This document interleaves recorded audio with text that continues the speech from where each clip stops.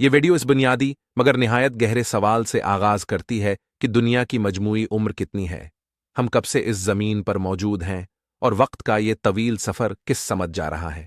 یہ سوال صرف سائنسی تجسس کا نہیں، بلکہ انسانی شعور، تاریخ، اخلاق اور مقصد حیات سے براہ راست جڑا ہوا ہے۔ صدیوں سے انسان آسمان، زمین، پہاڑوں اور ستاروں کو دیکھ کر یہی سوچتا آیا ہے کہ یہ سب کب شروع ہوا، کیسے پھیلا، اور آخر کار اس کا انجام کیا ہوگا۔ اس ویڈیو میں ہم اسی سوال کا جواب اسلامی نقطہ نظر کے مطابق مگر مکمل تحقیق، علمی توازن اور سادہ فہم انداز میں پیش کریں گے، تاکہ دیکھنے والا اس موضوع کو مکمل طور پر سمجھ سکے۔ دنیا کی عمر کے بارے میں بات کرنے سے پہلے یہ سمجھنا ضروری ہے کہ انسانی علم کے دو بڑے ذرائع ہیں۔ ایک وہ علم جو تجربے، مشاہدے اور تحقیق پر مبنی ہے، جسے ہم سائنسی علم کہتے ہیں۔ دوسرا وہ علم جو وحی یعنی خدا کی طرف سے نازل کردہ ہدایت پر مبنی ہے، جسے ہم مذہبی یا الہامی علم کہتے ہیں۔ اسلامی نقطہ نظر ان دونوں کو ایک دوسرے کا مخالف نہیں بلکہ ایک دوسرے کا تکملہ سمجھتا ہے، بشرطی کا دونوں کو ان کی حدود میں رکھا جائے۔ سائنسی تحقیق کے مطابق زمین کی عمر تقریباً 4 ارب 4 لاکھ سال بتائی جاتی ہے۔ یہ اندازہ مختلف سائنسی طریقوں سے لگایا گیا ہے، جن میں سب سے اہم طریقہ تابکار مادوں کی عمر ناپنے کا طریقہ ہے، جسے سادہ الفاظ میں پتھروں اور معدنیات کے اندر موجود مخصوص عناصر کے ٹوٹنے کی رفتار سے عمر معلوم کرنا کہا جا سکتا ہے۔ اسی بنیاد پر سائنسدان اس نتیجے پر پہنچے کہ زمین بہت قدیم ہے اور انسانی تاریخ اس کے مقابلے میں نہایت مختصر ہے۔ سائنسی نقطہ نظر سے کائنات یعنی تمام آسمانوں اور کہکشاؤں کی مجموعی عمر تقریباً 13 ارب 80 کروڑ سال بتائی جاتی ہے، جو جدید فلکیاتی مشاہدات پر مبنی ہے۔ اب اگر ہم اسلامی نقطہ نظر کی بات کریں تو یہاں ایک اہم نقطہ سمجھنا ضروری ہے۔ خدا کی کتاب قرآن مجید یعنی خدا کی نازل کردہ آخری ہدایت دنیا یا کائنات کی عمر سالوں میں نہیں بتاتی۔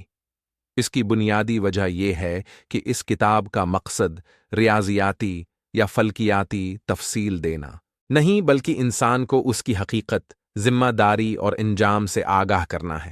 قرآن اس بات پر زور دیتا ہے کہ یہ دنیا ایک آغاز رکھتی ہے اور ایک انجام بھی ہوگا، اور اس کے درمیان انسان کو آزمائش کے لیے بھیجا گیا ہے۔ اسلامی تعلیمات کے مطابق زمین اور آسمان ایک مقررہ وقت پر پیدا کیے گئے۔ قرآن میں تخلیق کے مراحل کا ذکر 6 ادوار میں کیا گیا ہے۔ یہاں لفظ دن کا استعمال ہوا ہے، مگر اسلامی علماء اور محققین اس بات پر متفق ہیں کہ یہاں دن سے مراد 24 گھنٹے کا دن نہیں بلکہ ایک طویل دور یا مرحلہ ہے۔ اس کی وجہ یہ ہے کہ سورج اور زمین کے موجودہ دن رات کا نظام خود تخلیق کے بعد وجود میں آیا۔ اس طرح اسلامی نقطہ نظر سائنسی دریافت سے ٹکراتا نہیں بلکہ اسے وسیع تر مفہوم میں دیکھتا ہے۔ جہاں تک انسان کی دنیا میں موجودگی کا تعلق ہے تو اسلامی تاریخ اور روایات کے مطابق حضرت آدم علیہ السلام یعنی پہلے انسان اور پہلے نبی زمین پر بھیجے گئے۔ یہاں نبی سے مراد خدا کا منتخب کردہ رہنما ہے جو انسانوں کو ہدایت دینے کے لیے آتا ہے۔ اسلامی مصادر انسان کی آمد کو چند ہزار سال پہلے سے جوڑتے ہیں۔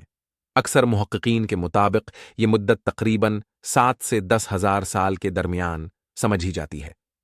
اس طرح اسلامی نقطہ نظر میں زمین کی طویل عمر کو تسلیم کیا جاتا ہے، مگر انسان کی موجودگی کو نسبتاً حالیہ قرار دیا جاتا ہے۔ یہاں ایک اہم حقیقت یہ بھی ہے کہ اسلام انسان کو وقت کے حساب کتاب میں الجھانے کے بجائے وقت کی قدر سکھاتا ہے۔ قرآن میں بار بار انسان کو متنبہ کیا گیا ہے کہ وہ اس دنیا کو ہمیشہ رہنے کی جگہ نہ سمجھے۔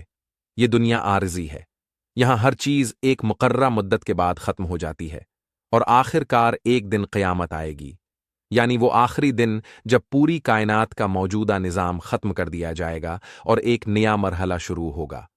قیامت کا وقت صرف خدا کو معلوم ہے۔ کوئی نبی، کوئی فرشتہ اور کوئی سائنسدان اس کی تاریخ نہیں بتا سکتا۔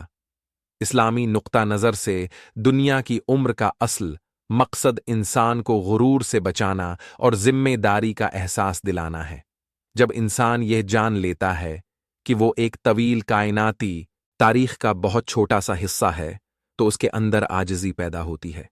وہ یہ سمجھتا ہے کہ نہ وہ خود ہمیشہ رہنے والا ہے اور نہ ہی اس کی طاقت، دولت یا شہرت۔ اصل اہمیت اس بات کی ہے کہ اسے جو وقت دیا گیا ہے وہ اسے کیسے استعمال کرتا ہے۔ آج کے دور میں جب سائنس نے ہمیں کائنات کی وسعت اور زمین کی قدامت کے بارے میں حیران کن معلومات دی ہیں، اسلامی تعلیمات ہمیں یہ سبق دیتی ہیں کہ علم جتنا بڑھے، انسان کا اخلاق بھی اتنا ہی بلند ہونا چاہیے۔ اگر زمین اربوں سال پرانی ہے تو اس کا مطلب یہ نہیں کہ انسان لاپرواہ ہو جائے، بلکہ اس کا مطلب یہ ہے کہ وہ اس زمین کا امانت دار ہے۔ اسے زمین کو برباد نہیں کرنا بلکہ سنوارنا ہے، کیونکہ وہ جانتا ہے کہ اسے ایک دن اپنے ہر عمل کا جواب دینا ہوگا۔ اس موضوع کا ایک اہم اخلاقی پہلو یہ بھی ہے کہ دنیا کی عمر کتنی بھی ہو، ہر انسان کے لیے اس کی اپنی زندگی ہی اس کی دنیا ہے۔ کسی کے لیے دنیا کی عمر 60 سال ہے، کسی کے لیے 70 اور کسی کے لیے اس سے بھی کم۔ اس لیے اصل سوال یہ نہیں کہ زمین کتنی پرانی ہے، بلکہ اصل سوال یہ ہے کہ ہم نے اپنی دی گئی زندگی کو کس مقصد کے لیے استعمال کیا۔ آخر میں ہم اس نتیجے پر پہنچتے ہیں کہ دنیا کی مجموعی عمر کے بارے میں اسلامی نقطہ نظر ہمیں واضح تاریخیں دینے کے بجائے واضح سمت دیتا ہے۔